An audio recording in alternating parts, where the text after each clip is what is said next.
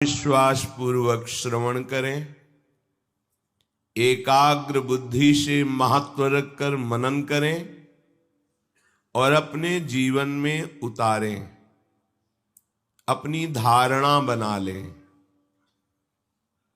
इसी जन्म में समस्त कर्मजालों का नाश होकर सच्चिदानंद प्रभु का साक्षात्कार हो जाए। ये बात कभी स्वीकार मत करना कि भगवत प्राप्ति होती ही नहीं है या बड़ी कठिन है। हम नहीं कह रहे, हमारे गुरुजन महापुरुष जन और स्वयं श्री भगवान कह रहे हैं। ध्यान पूर्वक श्रवण करें। भगवान अपने को दुर्लभ नहीं बता रहे, अपनी प्राप्ति दुर्लभ नहीं बता रहे। भगवान कह रहे हैं अनन्य चेता सततम यो मां स्मरति नित्यशः तस्याहं सुलभः पार्थ नित्ययुक्तस्य योगिनः। हे पार्थ, हे अर्जुन, जो अनन्य चित्त वाला है, जो मनुष्य अनन्य चित्त वाला है, जो उपासक अनन्य चित्त वाला है, नित्यशः नित्य सततम निरंतर स्मरति मेरा स्मरण करता है, तस्य उसके लिए, नित्ययुक्तस्य नित्य निरंतर मेरे में मन लगाए होने के कारण मैं उसके लिए सुलभ हो जाता हूं। नित्ययुक्तस्य योगिनः अहम सुलभा, उसके लिए मैं सुलभ हूं। सुलभ माने सहज। भगवत प्राप्ति बिल्कुल सहज है, सुलभता पूर्वक मैं प्राप्त हो जाता हूं। जो मेरा अनन्य चिंतन करता है, अनन्य चेता, हमारे चित्त में किसी का कोई भी संबंध ना रह जाए। देखो, भगवत प्राप्ति करनी है, आनंद समुद्र प्रभु के दर्शन करना है, दुखों से, जन्म मरण से, रोगों से, नरकों से, कर्म प्रपंच से यदि बचना है तो एक ही उपाय है, मात्र एक ही उपाय है, दूसरा उपाय नहीं। मामेकम शरणम ब्रज, मेरी शरण में हो जाओ। श्री भगवान कह रहे, मामे वे प्रपद्यन्ते माया में ताम तरन्ते ते, केवल मेरी शरण में हो जाओ, मैं तुम्हें माया से मुक्त कर दूंगा। शरण में होने का तात्पर्य अनन्य चेता, तुम्हारे चित्त में किसी का भी संबंध नहीं होना चाहिए। खास बातें हैं। अगर चित्त में विषयों का संबंध, शरीर का संबंध, शरीर संबंधियों का संबंध, तो फिर चित्त उसी का चिंतन करता है जिसका हमारे में संबंध होता है। जैसे बिना कनेक्शन के बिजली नहीं जा सकती, ऐसी बिना संबंध के चित्त नहीं जाता। जहां संबंध होता है वहीं चित्त की वृत्ति जाती है। तो हमें कनेक्शन काटना पड़ेगा संसार का। इसे ही वैराग्य कहते हैं। ये अंतर की वृत्ति है। अंतर में सबकी ममता ताग बटोरी, मम पद मन ही बांध बर डोरी। यह है कनेक्शन प्रभु के चरणारविंद में। संबंध शरीर का, सुख बुद्धि भोगों में, स्नेह बुद्धि परिवार रिश्ते नातों में, तो भजन कौन करेगा? भगवत प्राप्ति किसको चाहिए फिर? वो भोगों में ही रति मानता है। अगर कहीं भगवत आराधना का अवसर भी मिलता है तो यही चाहता है कि मुझे मांगे हुए भोग मिल जाएं, पूर्व कर्म के अनुसार आई हुई जो विपत्ति समस्या वो टल जाए। इससे हमारा काम नहीं बनने वाला। अगर एक समस्या टलने से हमारा काम बन जाए तो बहुत सरल है समस्याओं का निदान करना। लेकिन यहां तो भीड़ लगी हुई है समस्याओं की, क्योंकि हमारा संचित कर्म जमा है, उसमें कुछ बुरा भी है कुछ अच्छा भी है। वो कभी हमें सुख देगा कभी दुख देगा, और ये परंपरा चलती ही रहेगी। अब ये परंपरा नष्ट कर दे, ये है प्रभु के हाथ की बात है। वो तभी होगा जब आप अपने को प्रभु के चरणों में समर्पित कर देंगे। तो कटे कर्म बंधन संसारी, शरणागत जहां हृदय से हुए, तो सबसे पहला काम आचार्य गुरुदेव इष्ट देव उसके कर्म बंधन को काट देते। कटे कर्म बंधन संसारी, जिन कर्मों से बंध करके वो अगली योनि में जाता है, उन कर्मों को ही वो नष्ट कर देते हैं। तिहारे आगले पाछले अपराध हरिवंश खेवी। महाप्रभु हितजू महाराज कृपा करके कह रहे, शरणागत जन तुम निर्भय रहो, प्रियाजू की सेवा में चिंतन में मगन रहो। तिहारे आगले पाछले अपराध हरिवंश खेवी, बलिहार है ऐसे गुरुदेव की। कह रहे तुम्हारे जो आगे अपराध बन जाएंगे या पीछे हुए, उनको तुम चिंता मत करो। अगर ऐसा अवसर मिल गया है और अब भी भगवत प्राप्ति न कर पाए तो बड़ा दुर्भाग्य होगा। ऐसे आचार्य मिल गए। तिहारे आगले पाछले अपराध हरिवंश खेवी, आगे जो हो जाएंगे उसकी भी तुम चिंता मत करो, बलिहार है। पर दुरुपयोग न करे इस कृपा का। ये कृपा हमें केवल श्री जी से मिलाने के लिए हितजू महाराज कर रहे हैं। नहीं, एक बार भी राधा नाम उच्चारण जिह्वा से नहीं कर सकते आप। अगर हितजू की कृपा न हो, धाम की कृपा न हो, रसिकों की कृपा न हो, तो ये पराविद्या राधा नाम तुम्हारी जिह्वा पे नहीं आ सकता है। अब अपने चित्त को अनन्य बनाने की जरूरत है।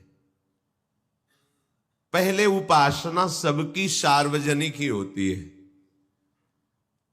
जब जो मन आया उस देवता की पूजा कर ली, वो भगवान के स्वरूपों की पूजा कर ली। जब जो मन आया वो पढ़ लिया, गा लिया, नाम कीर्तन नाम जप कर लिया, बढ़िया है। प्रारंभिक भक्ति का ये स्वरूप ही है, सब कोई ऐसे ही चलता है। पर आगे जब भगवत प्राप्ति की बात आती है या प्रेम रस की, फिर अब इसकी जरूरत नहीं है। अब तो अनन्यता की जरूरत है। बहुत जगह भगवान अनन्यता की बात कह रहे हैं, और हमारा तो रसिक अनन्य धर्म ही है, इसमें तो गुंजाइश ही नहीं है। रसना कटो जो अन रटो, निरखी अन फुटो नैन, श्रवण फुटो जो अन सुनो, श्री राधा जस बैन। जब हमारा बाहरी कोई भी संबंध नहीं अंदर से स्वीकृत होगा, तब असली अनन्यता आती है। बाहर की अनन्यता ज्यादा प्रशंसनीय नहीं है, चित्त की अनन्यता प्रशंसनीय है। बाहर से तो व्यवहार यथावत करते दिखाई देता है, पर अंदर की जो ठसक है वो इष्ट देव की होती है। ये अंदर की चित्त की अनन्यता गुरु कृपा से आती है, साधन बल से नहीं आती, एक कृपा से आती है। भगवान अपने के लिए तो कह रहे हैं कि अगर आप हमारा अनन्य चिंतन करेंगे तो मैं सुलभ हो जाऊंगा, पर अनन्य चिंतन करेंगे तब ना। तो अनन्य चिंतन बिना अनन्य रसिकों की कृपा के नहीं होता। भजन न होई संग बिनु, और भजन बिना नहीं प्रेम। छिनहु भजन न छाड़िए, धरिए या ध्रुव नेम। भजन बिना भजनानंदी भगवत प्रेमी महात्माओं का संग किए नहीं हो सकता।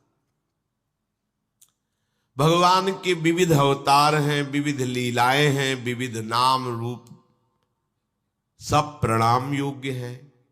पर हमें जो मार्ग मिला है अनन्यता का, इसमें किसी अन्य की गुंजाइश नहीं है। कहीं भी जब प्रेम स्फुरित होता है तो अनन्यता आ जाती है। या अनन्यता आ जाती है तो प्रेम स्फुरित हो जाता है। ऐसी अनन्यता आनी चाहिए कि हमें हमारे इष्ट देव से यदि घोर नरकों की प्राप्ति होती है तो बहुत अच्छा है, दूसरा हमें परम पद में विराजमान करे नहीं चाहिए। ऐसी अनन्यता कहीं भी, अनन्यता बहुत बड़ा फल है साधना का। जो अनन्य भयो ताके भाग को कहा कहिए, ध्रुवदास जी कहते हैं, ताके भाग को कहा कहिए। बड़ा भाग्यशाली जो अपने आराध्य देव में अनन्य हो जाए। जहां हमने शास्त्रों में विशेष महिमा पढ़ी वहां इष्ट के प्रति अनन्यता पाई गई है। उपमन्यु नाम के एक ब्रह्म ऋषि बालक किसी ऐसे ऋषि के घर बालकों के साथ खेलते हुए गए जो जजमान का सेवन करते थे, अर्थात उपरोहित्य कर्म करते थे। जजमान के यहां जाते वहां से अच्छे अच्छे पदार्थ मिलते। किसी जजमान ने गाय दे दी थी तो उनके घर में गाय का दूध भी था, पर उपमन्यु जी और उनके पिता वो किसी जजमान का सेवन नहीं करते थे। वो जंगली कंदमूल फल खाकर तपस्या परायण रहते थे। उपमन्यु जी बालकों के साथ वहां गए तो उन्हें दूध पीने को मिला। लौट के आए, अपने पिता से कहा मुझे भी दूध चाहिए। उनके घर में दूध, उन्होंने कहा हमारे यहां उपरोहित कर्म नहीं होता है, हमारे यहां तो तपस्या के द्वारा भगवान को प्रसन्न करने के लिए चेष्टा होती है। माता से हट करके कहा नहीं मुझे दूध चाहिए ही। तो उन्होंने चावल को पीसकर घोल करके दे दिया। अब चावल का पिसा हुआ वो सफेद तो दिखाई देता पर स्वाद दूध का नहीं था। उपमन्यु जी ने कहा ये दूध नहीं है। उन्होंने झिड़क कर कहा तुम्हें कह दिया हम अकिंचन तपस्वी जन हैं, हम जंगली फल मूल पत्तों से अपना उदर पोषण करके भगवान की आराधना करते हैं, कहां से तुम्हें दूध दें। कहा हमें दूध चाहिए। बच्चे थे, उनका यदि दूध चाहिए तो गाय का क्या, सीधे क्षीर सागर से तुम्हें दूध ला के दे देंगे। परम कृपालु भगवान शिव की आराधना करो। हां करूंगा। ब्रह्म ऋषि बालक थे। जाओ ये मंत्र जपो, ऐसी मुद्रा में खड़े होकर के भगवान शिव का इस तरह से ध्यान करो, कुछ ही समय में तुम्हें जो तुम कामना कर रहे हो तुम्हारी पूर्ति हो जाएगी। माता ने ऐसा आशीर्वाद दिया। उपमन्यु जी एकांत क्षेत्र में दाहिने पैर के अंगूठे केवल खड़े होकर दोनों हाथ ऊपर उठाकर और मंत्र का जाप करते हुए भगवान शिव के रूप का ध्यान करने लगे। बहुत वर्षों के तप से प्रसन्न होकर भगवान आशुतोष सदाशिव और माता जगदम्बा नंदकिशोर पर विराजमान होकर आए, पर उनकी निष्ठा के लिए तत्काल वेश परिवर्तन कर लिया। नंदकिशोर एरावत हो गए, भगवान शिव देवराज इंद्र हो गए, माता अंबा सची जी हो गई। जितने शिव पार्षद सब देवता बन गए और उनका वरम ब्रूहि, वरदान मांगो। उपमन्यु तुम्हारी तपस्या से मैं बहुत प्रसन्न हूं। आंख खोल के देखा, वज्रपाणी देवराज इंद्र नमस्कार किया और कहा भगवान मुझे आपसे कुछ भी नहीं चाहिए। भगवान शिव हमें श्वान योनि कुत्ता बना दें, दंड दें, नरक भेजें, सहर्ष स्वीकार है, पर आपके द्वारा दिया हुआ अमृत या देवपद भी मुझे स्वीकार नहीं है। ना मैंने आपका मंत्र जपा है, ना आपको बुलाया है, ना आपसे हमारी किसी तरह की याचना है। अब वो देवराज इंद्र हो तो चले जाए, वो तो भगवान शिव ही थे। वो भगवान शिव ही शिव की निंदा करने लगे। क्या रखा है शिव में ऐसा वैसा। उनका पहली बार तो आपको त्रिभुवन पति मान करके प्रणाम किया है, पर ऐसा मत समझ लो कि मैं तुम्हें दंड नहीं दे सकता। ये देखो मंत्रवेत्ता महापुरुषों में कितना बल होता है। बालक हैं और उनका तुम त्रिभुवन पति हो इसलिए तुम्हें नमस्कार किया, तो तुम हमारे इष्ट की निंदा करोगे तो ऐसा मत समझो कि तुम्हें मैं दंड नहीं दे सकता, तुम्हें अभी नष्ट कर सकता हूं। देवराजेंद्र हो तो डर जाए तो भगवान शिव ही थे। मैं तुम्हारी ऐसी कोरी धमकियों से डरता नहीं हूं। तुम्हें समझाना चाहता हूं कि शिव के पास बस एक शब्द भी नहीं, पर वो कहां रुकने वाले। हाथ में जल लिया, घोर मंत्र का उच्चारण करते हुए जे भी उनके ऊपर प्रहार किया, तो बीच में नंदकेश्वर ने उस जल को रोक लिया और कहा, अपने इष्ट पर इष्ट मंत्र से प्रहार कर रहे हो, देखो ना। तो देखा गौरांग गंगाधर भगवान शिव, अंबा पार्श्व में विराजमान, समस्त पार्षद शिव पार्षद प्रणाम। भगवान शिव ने कहा, मैं तुम्हारी अनन्य निष्ठा की परीक्षा ले रहा था, तुम पास हुए। रोज तुम्हें भगवान के क्षीर समुद्र से दूध आएगा। अजरश्चैव अमरश्चैव, बुढ़ापा छुएगा नहीं। जब तक तुम नहीं चाहोगे तब तक तुम्हारा शरीर स्वस्थ रहेगा, छूटेगा नहीं। और जिस क्षण तुम याद करोगे, मुझे बुलाओगे, उसी क्षण मैं अपने पार्षदों सहित उपस्थित हो जाऊंगा। माला माल कर दिया भगवान शिव ने।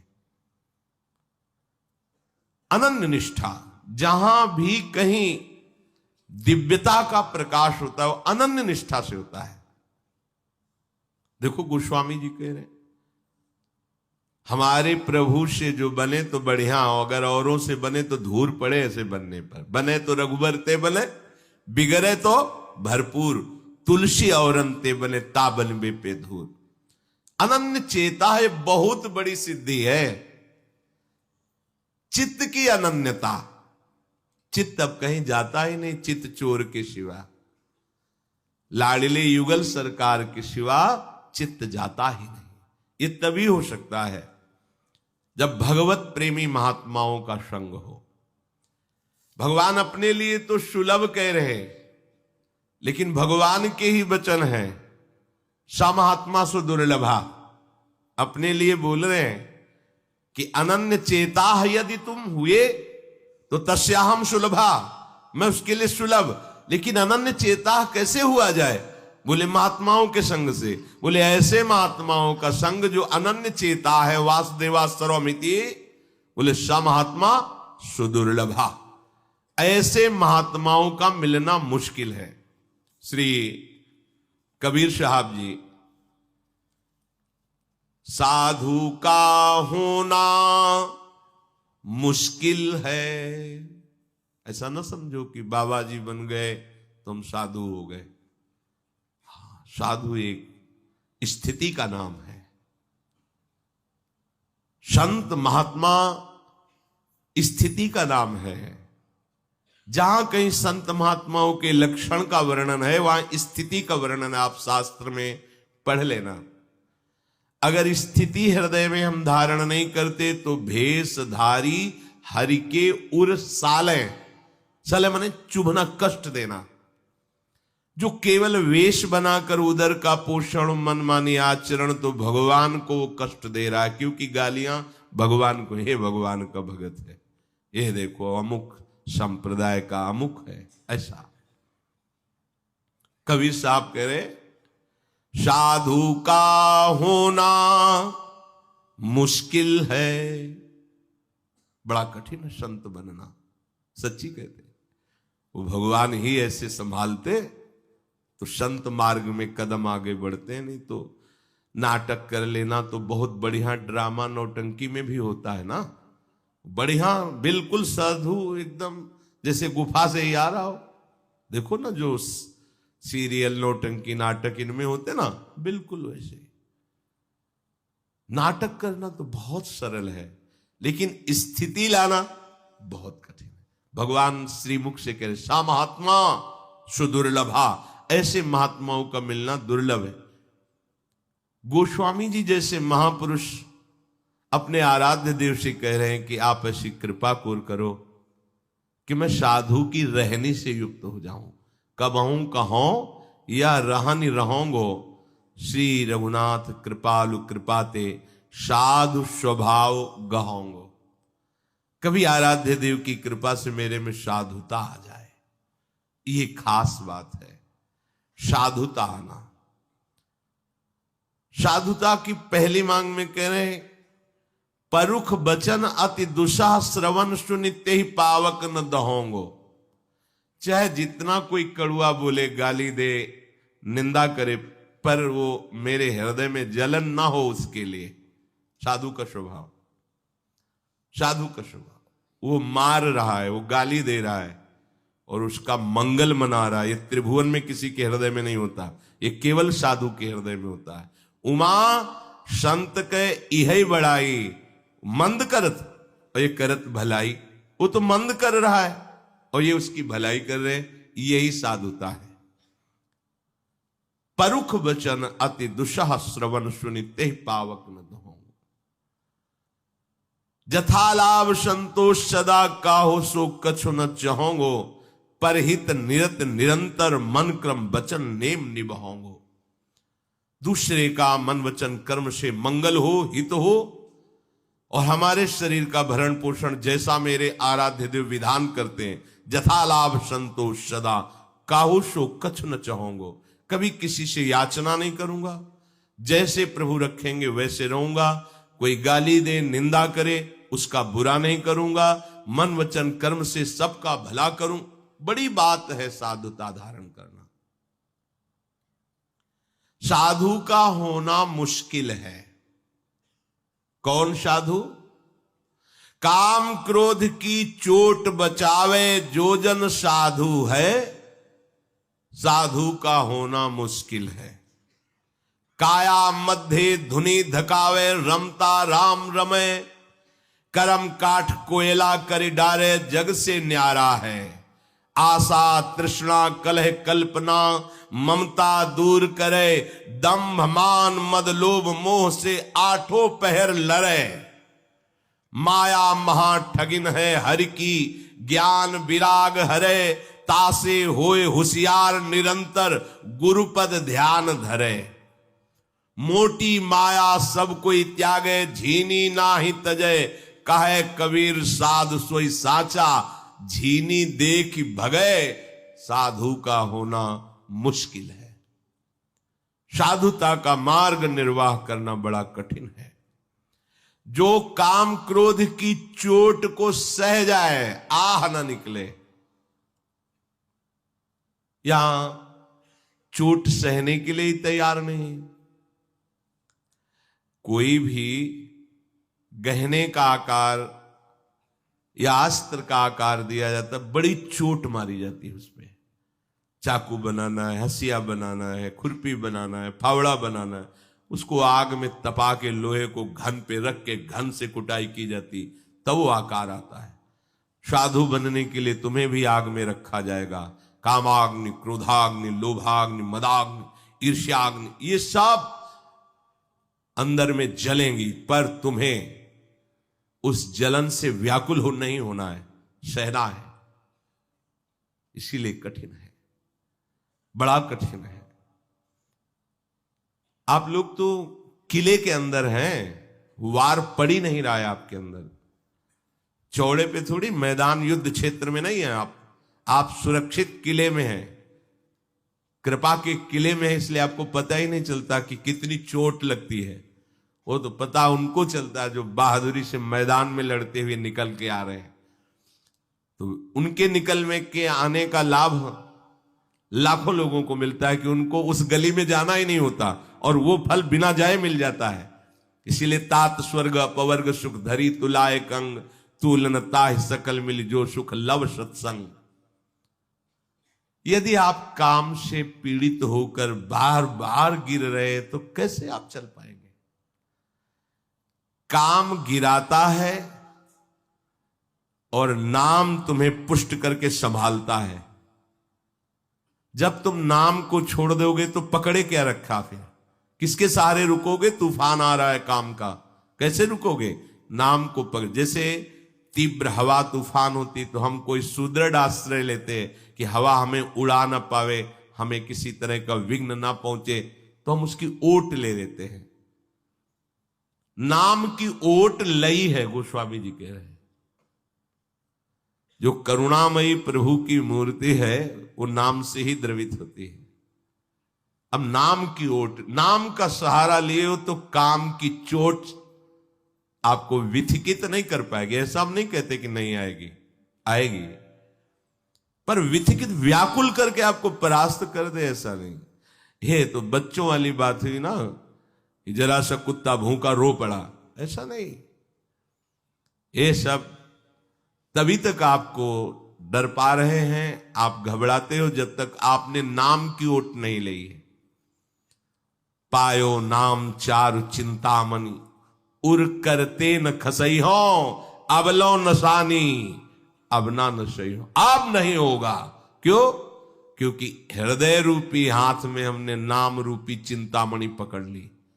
हृदय से राधा राधा राधा। ये जो क्रोध है इसकी स्वयं की सत्ता नहीं है, ये काम से ही प्रकट होता है। कामा संजायते क्रोधा, लोभ की भी स्वयं सत्ता नहीं। काम की पूर्ति से लोभ होता है और अपूर्ति से क्रोध होता है। वही साधु है जो काम क्रोध को पचा जाए, प्रभाव से प्रभावित होकर के किसी भी तरह की कोई चेष्टा नहीं होनी चाहिए शरीर से, वही साधु है। नहीं तो वेश केवल साधु का होने से साधु नहीं कहा जाता। स्थिति सच्ची मानिए, कोई दुर्लभ बात नहीं। जब हमें साधु संग मिल गया, गुरु कृपा से नाम मिल गया, अब दुर्लभ नहीं। आप अपने को ही तारने की बात नहीं है, आप जगत को तार सकते हैं। आपके पास ऐसी सामर्थ्य आ गई है। सतरति सतरति स लोकां तारयति, ये मिथ्या वचन नहीं है, आचार्य देवर्षि नारद जी के वचन है। जो हमारे प्रभु का निरंतर नाम जप करता है वो स्वयं तर जाता है, स्वयं तर जाता है और लोगों को भी पावन कर देता। मम भक्ति युक्तो भुवनम पुनात, ये भगवान श्री कृष्ण के वचन है। जो निरंतर मेरा भजन करते हैं ऐसे भक्त मेरे लोगों को पावन कर देते, भुवन भुवन को पावन कर देते। मम भक्ति युक्तो भुवनम पुनात।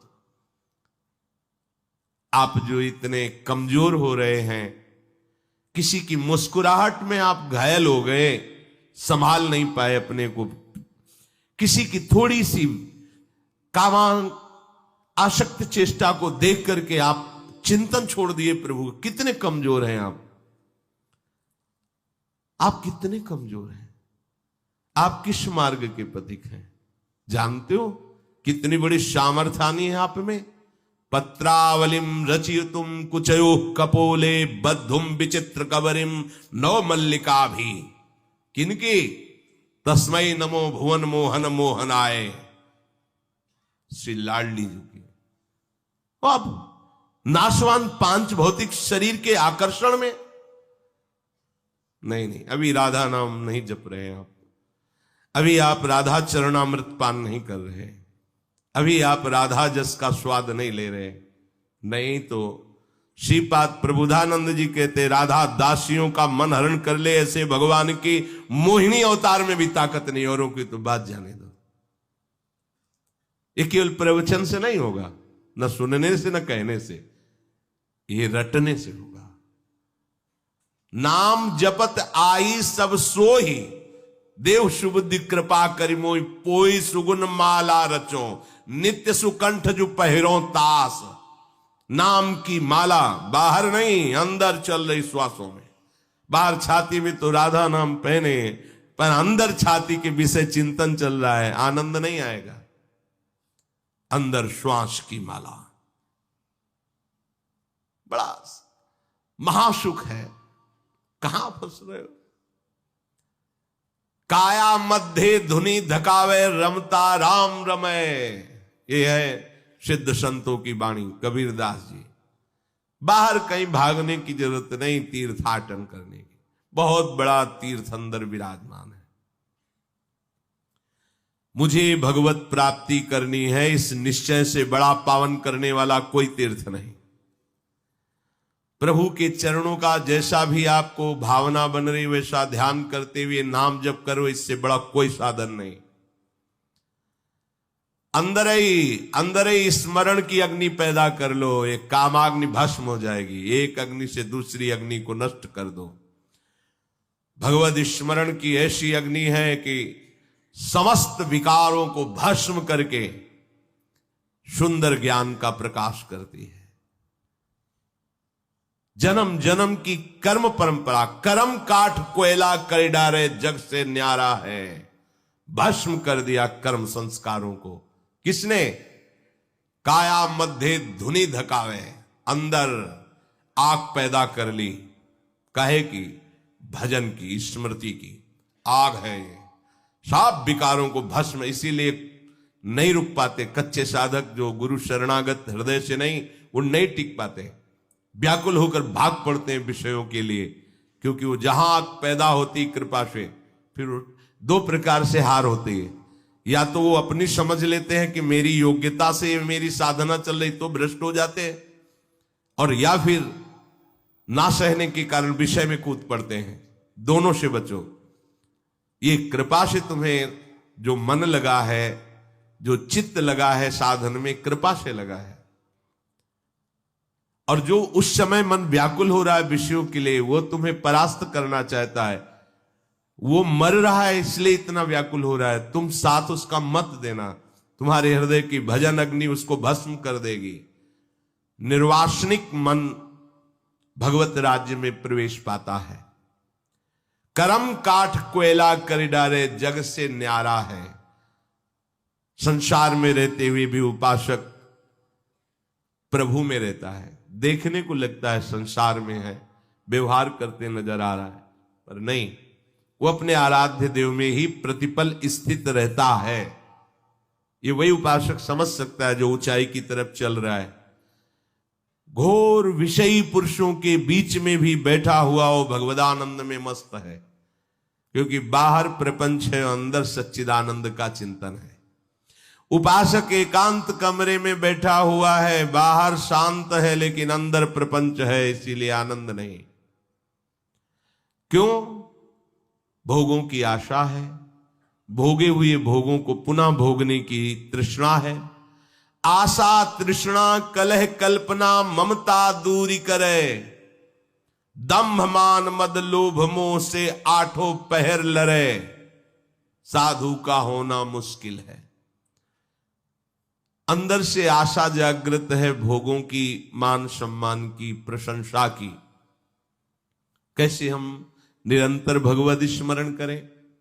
आशा ही परमम दुखम नैराश्यम परमम सुखम। आशा परम दुख प्रदान करने वाली होती है, निराशा परम सुख का मार्ग खोल देती है। सेवक जी महाराज कह रहे हैं, वेद विद्या पढ़त कर्म धर्मन करत जलप तन कलप की अवधियानी। चारुगति छाण संसार भटकत भ्रमत आस की पास नहीं तोरी जानी। बड़े विद्वान शास्त्र ज्ञानी हो आप, बहुत कर्म कांड का ज्ञान है, पर क्या भोगों की आशा की फांसी को काट पाए?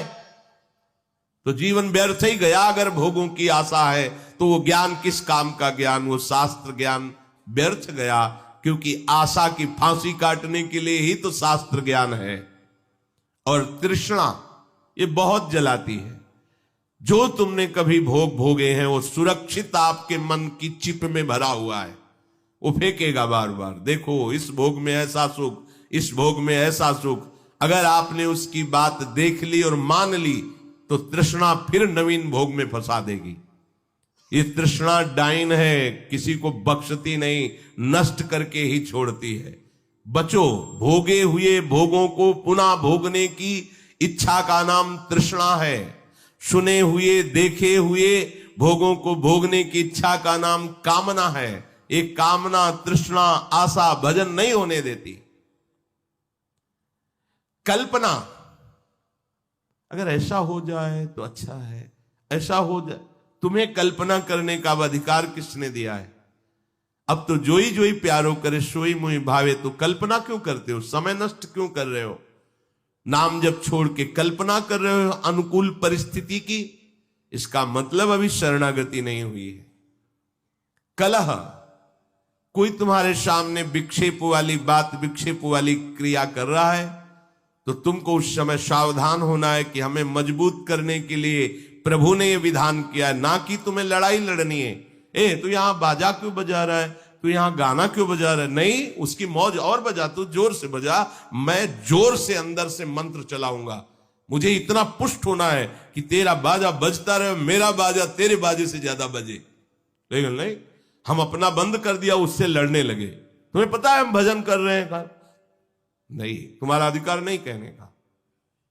वो अपना भजन कर रहा, उसका भजन विषय चिंतन है। तुम्हारा भजन, तुम हार गए, तुम उससे प्रभावित हो गए। नहीं प्रभावित होना। एक बार परिक्रमा में आप लोग जब जा रहे थे, सदगुरुदेव भगवान साथ, कोई बैठे वहां तो कोई फिल्मी गाना बजा रहा, बोले बंद करवाए महाराज जी। बोले क्यों? हम चतुरासी जी में आनंद ले रहे हैं, वो अपने आनंद ले रहे हैं, उसको लेने दो आनंद, उसका आनंद है। आप इतने सुदृढ़ बनो कि उसका प्रभाव आपके अंदर ना पड़े। देखो तुम्हारी चतुरासी जी का प्रभाव पड़ रहा है उसके ऊपर? नहीं पड़ रहा, वो अपनी निष्ठा में है, और तुम बंद करके उसको बंद करवाने जा रहे हो। कितने कमजोर हो। देखो, समझो, गुरुजनों की बात को समझो। हम इसी में परेशान रहते हैं। ये बगल वाले कमरे से आवाज, ये बंद हो जाए तो हम सिद्ध हो जाएं। नहीं, वो और जोर से करे और तुम भजन करो तब सिद्ध होगे। ये हम भजन की युक्तियां नहीं जानते ना। जहां कमजोरी महसूस हो, बिल्कुल डट के भजन करो, वहीं विजय प्राप्त करो। भगवत कृपा से भजन की पुष्टता के लिए भूखे रहकर भजन करना, भोजन पाके भजन करना, रोग में भजन करना, स्वस्थता में भजन करना, एकांत में भजन करना, भीड़ में भजन करना, यह अभ्यास किया जाता है, जिससे किसी भी परिस्थिति में मुझे भजन से विमुख कोई न कर सके। यह अभ्यास है हमारा।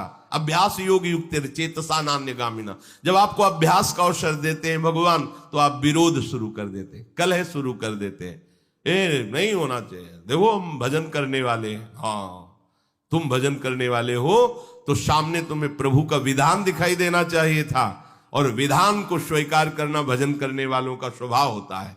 जोई जोई प्यारो करे, सोई मोहि भावे। फिर विरोध क्यों, कलह क्यों, लड़ाई झगड़ा क्यों? दंभ मान मद लोभ मोह से आठों पहर लड़े। इसीलिए कहते कि कोई भी युद्ध हुआ है तो कुछ दिनों का हुआ है, चाहे महाभारत हो या लंकाधिपति और भगवान श्री राम से युद्ध हुए, बड़े बड़े महायुद्ध हुए, ये कुछ समय के लिए हुए हैं।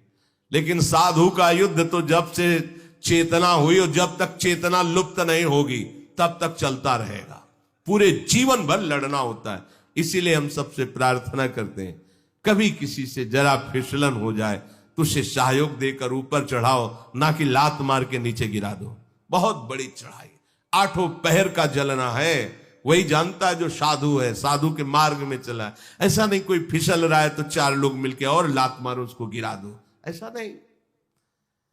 अगर कोई फिसल रहा है तो कोशिश करो कि तुम अपनी सहयोग दो, उसके नीचे सर लगा, चढ़ भाई, मेरे ऊपर पैर रख के चढ़, चल आगे चल, तू हरि को प्राप्त हो, तुझे आनंद की प्राप्ति हो।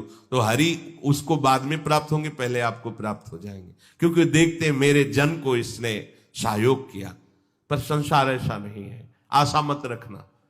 संसार ऐसा है कि यदि आप फिसल रहे हो तो चार लोग टांग पकड़ के हिलक जाएंगे कि तुम्हें घसीट के नाली में डाल दे, जिसे दोबारा तुम ऊपर न चढ़ पाओ। ये संसार है। इसलिए एक भरोसा, एक बल, एक आस विश्वास। और गिरना तभी होता है जब आप आज्ञा उल्लंघन करते हैं, अहंकार युक्त होते हैं। नहीं तो मरजाल नहीं कि माया स्पर्श कर सके। पक्का माया तभी स्पर्श करती है, आपको तभी आकर्षित करती है जब आप आज्ञा उल्लंघन करते हो। नहीं तो बिल्कुल आपको कह रहे हैं, नहीं नहीं नहीं, भगवान की माया की ताकत नहीं है कि वो स्पर्श कर सके आपका। पर आप जब अभिमान करते हैं, दो ही दोष होते हैं, और आज्ञा का उल्लंघन करते हैं, तभी आप परेशान हो जाते। फिर आपका कोई सहयोगी नहीं मिलेगा। आपको दूरी बनाने के लिए सहयोगी मिल सकते हैं, लेकिन आपको रस में ढकेल दे, चिंतन में तन्मय कर दे, ऐसे केवल हरि गुरु हैं, दूसरा नहीं। हमारी ममता कहीं नहीं होनी चाहिए। ममता युगल सरकार के चरणों में, क्षमता सब संसार से, ममता नित्य विहार में। दंभ नहीं होना चाहिए, बनावटीपन नहीं होना चाहिए। सहज स्वभाव में जो आपका बर्ताव हो वैसे ही होना चाहिए। दंभ बिल्कुल, ये ऐसा कुष्ठ रोग है कि पूरे शरीर को मलयुक्त कर देगा।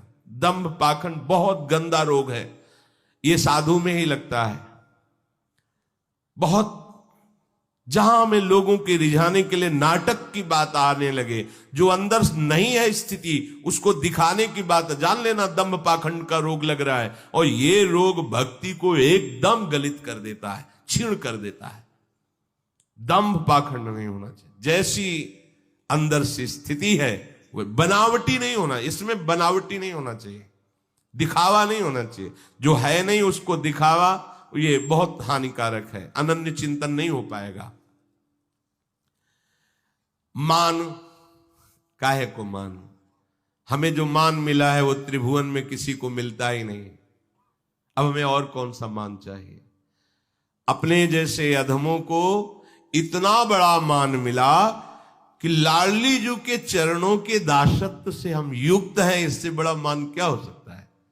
जो रसघन मोहन मूर्तिम विचित्र केली महोत्सवोल्लसितम, वो राधा चरण विलोडित रुचिर शिखंडम हरिम बंदे। उन चरणों की ठसक करने का सौभाग्य मिला, उन चरणों के आश्रित होने का सौभाग्य, इससे बड़ा मान क्या हो सकता है? माननी लाडली जी के चरणों में माथा रखने का सौभाग्य मिला है। अब और कोई मान नहीं कि हमारे चरणों में कोई माथा रखे, नहीं। हम अपनी बात देखें, हम कहां के हैं। अगर हम अपना प्रभाव दिखाकर किसी को, तो मान का पोषण करने वाला परम पद के अधिकार से च्युत हो जाता है। ध्यान दीजिए। इसीलिए अमानी मान देनो कीर्तने यह सदा हरि, अमानिना मान देनो। हमारा स्वभाव अमानी होना चाहिए, मान रहित। लोभ मोह से आठों पहर लरे, 20 साल हो जाते, पर जब परिवार के जन सामने होते हैं तो मन वैसे ही लगने लगता, अच्छा ये हमारे मैया है, हमारे पिता है, हमारे। मोह मोह मूल बहुशूल प्रद त्याग उत्तम अभिमान, भजहु राम रघुनायक कृपा सिंधु भगवान। मोह गए बिनु राम पद होई न दृढ़ अनुराग। इसलिए संतों का खाड़ा होता है निर्मोही, मोह रहित। वो प्रेमी होते हैं, मोही नहीं होते। मोही देह को लेकर के बिलसता है, विचरता है। प्रेमी स्वरूप को लेकर के, देह से। देह तो परिवर्तनशील, नाशवान, आज है कल नहीं रहेगी। लोभ, लोभ पास जई गल न बंधाया, सो नर तुम समान रघुराया। वो साक्षात भगवत स्वरूप है, जिसके हृदय में लोभ की फांसी नहीं लगी। हम कहते लोभ और बढ़ाओ, नाम जप का। परम धन राधा नाम को और अधिक जपो, और अधिक बढ़ाओ, रात दिन कमाओ, निहाल हो जाओगे, निहाल कर दोगे। अपने संबंधियों को, आसपास जो भी तुमसे जैसे भी भावना करेगा उसका परम मंगल हो जाएगा। नाम का लोभ बढ़ाओ, खूब नाम जमा करो। प्रभु के चरणारविंद का आश्रय लेकर ऐसे नाम धनी बनो कि जो झुक जाए उसे निहाल कर दे। जब बोले तब हृदय की ग्रंथि खोले, नहीं तो नाम जब चल रहा है। अरे देखो, जब उतर गए हो साधु वेश में या वैष्णव बन गए हो, शरणागत, तो थोड़ा देखो ना। ये सब देखा, ये भी तो देखो क्या है इसमें, कैसे है प्रभु, कैसा है प्रभु का आनंद। आगे कह रहे सावधान, माया महा ठगिन है, हर की ज्ञान विराग हरे। ये ठगनी माया तुम्हारे ज्ञान और वैराग्य का अपहरण कर लेगी। तासे होए होशियार निरंतर, गुरुपद ध्यान धरे। गुरु के चरणों का ध्यान रखते हुए होशियार, साधु सेवा सुमिरन सावधान। क्यों? हर समय माया रमैया के दुल्हन लूटे बाजार। कोई ऐसा नहीं कि भगवान श्री हरि की पत्नी है माया, खुले चौड़े पे लूट लेगी। रमैया के दुल्हन लूटे बाजार, छुप के नहीं लूटती, चौड़े में जेब काटती। काहे की? भजन वृत्ति की, स्मरण वृत्ति की। कभी प्रिय बनकर, कभी अप्रिय बनकर। अप्रिय बनकर चित्त अपहरण कर लेगी, उसी का चिंतन होगा। भगवान देख लेंगे, तुम्हारा नाश तो निश्चित है, गए। कभी प्रिय बन, बहुत श्रद्धा है हमें, बहुत, क्या बहुत, अरे तुम ठगे जा रहे हो, तुम्हें होश नहीं, तुम्हारा भजन छूट रहा है, तुम्हें प्रिय दिखाई दे रहा है। प्रियता और अप्रियता दोनों बाणों से तुम्हारे भगवत स्मरण का नाश करेगी। माया महा ठगनी मैं जानी,